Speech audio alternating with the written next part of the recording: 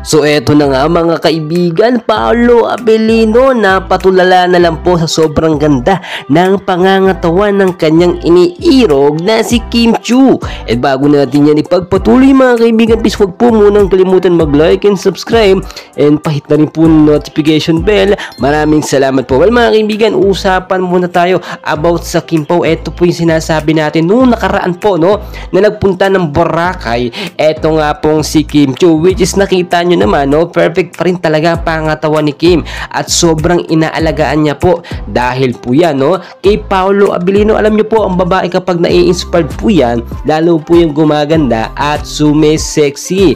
Kaya naman po hindi nakakapagtaka na si Paolo Abilino ay tuluyang ma-inlove ng husto dito kay Kim Chiu dahil sa kanyang pinapakitang alindog dito kay Paolo Abilino. So marami tayong kaganapan mga kaibigan, kasama na po dyan, no, eto nga pong pagpunta sa Dubai nga po ni Paolo Abilino at ni Kim Chiu, no. Hindi sila magkasabay na pumunta po, no, dumating sa immigration dahil para hindi po pagkaguluhan.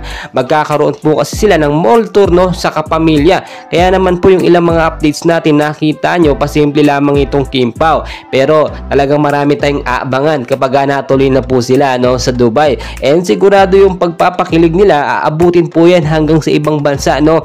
Aabangan po natin yan. Siyempre yung mga Kim Pao, especially yung mga nandoon po na naninirahan or nagtatrabaho sa ibang bansa sa Dubai, mga kaibigan, no. Etong sinasabi ko sa inyo, yung intimate na relasyon nga po ni Paolo Abilino at ni Kim Chiu ay matagal na po yan. So yung iba ngayon lang nalalaman kasi nga ngayon lang nila nakikitang sweet itong si Paolo at si Kim Chiu, pero dati pa po sila talaga sweet, no. Inamin na po yan ni Paolo Abilino noon pa man, matagal na po mga kaibigan, no. Wala pa pong paunin itong si Paolo Abilino ay may matinding paghanga na at pangarap niya talaga na maging kalab team ito noon si Kim Chiu. Kaya mga kaibigan, dami nating kaganapan. Please huwag kalimutan po mag-like and subscribe. Maraming salamat po.